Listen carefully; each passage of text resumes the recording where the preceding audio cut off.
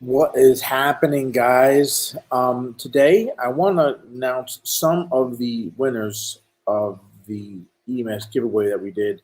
I know people signed up for the free cards and resources and stickers and whatnot. Those are going to be going out soon.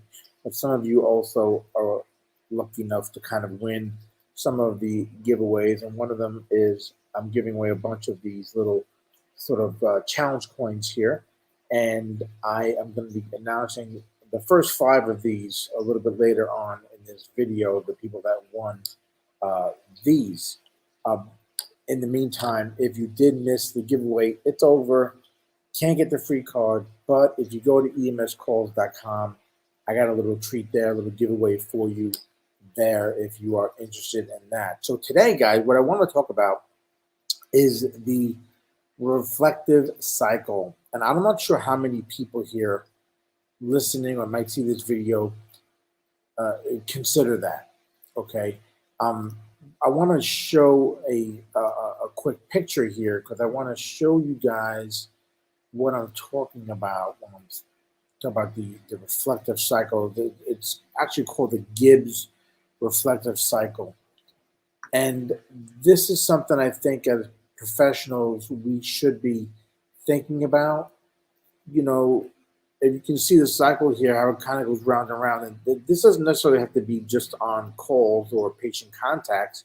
It could be on exams you take as well, right? Think about what kind of feelings you had when you were taking the exam. Did you consider it a good or a bad experience?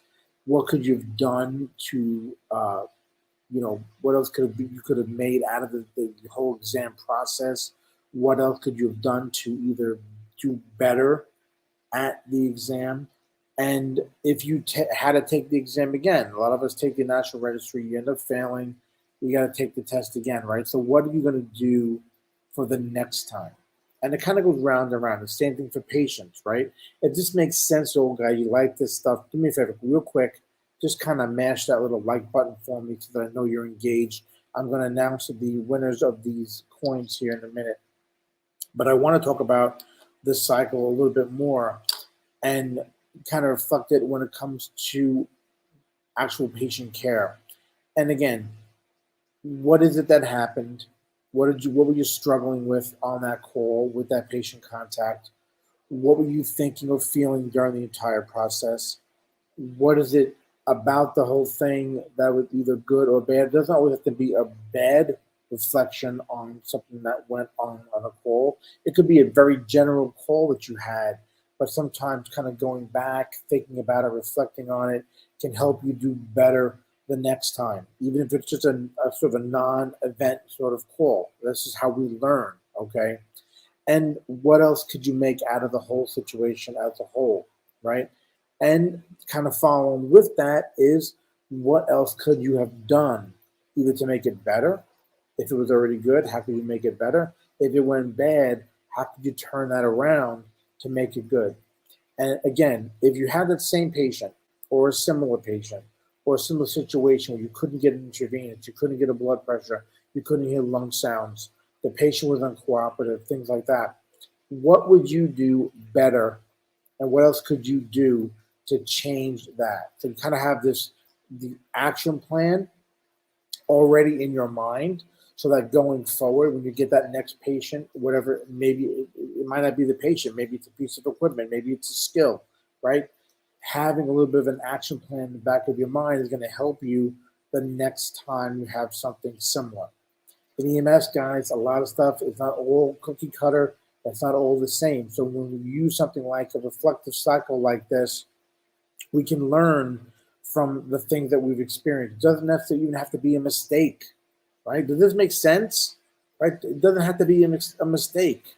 It can just be something that you said, hey, I could have done a little bit better with that call, with that patient, with that skill, with that piece of equipment, with that exam I just took, right? So just some things to think about, guys. We talk about, like I said, this whole reflective cycle and things that we can actually talk about and think about when we do that. You can kind of reflect this even with your partner and other people you come in contact with in your day-to-day EMS. If you have a call that was kind of tricky, to talk to your supervisor, to talk to your partner about it. and kind of maybe figure out what it is that you could have done a little bit better. And again, kind of using this cycle and be able to figure out what it is you could have changed to make it a little bit better. Guys, I hope this makes sense. If it does, do me a favor, please hit that like button because it does help get the word out when this is in the feeds and the EMS Facebook pages, in the Facebook pages on their own, and even on Instagram. So hit that like button. It does help me out when that goes on. The other thing I want to talk about, like I said, you missed the EMS giveaway, guys, where you missed out on getting these coins here and being able to win some of those coins. Go over to the emscalls.com. I want to show you that page. I want to see if you join me at EMS Calls. Another little free little giveaway here, guys. It's a download, and this is a PDF download you can get a hold of, and it kind of goes over all the different things that you might encounter in the field when a patient calls for chest pain. Let's say, what else is there that you could be thinking of might be going on with that patient, right? Not like it says right here, not all chest pains are heart attacks, and not all difficulty breathing calls are asthma or CHF, right? And it goes back, even just kind of goes back to that reflective cycle.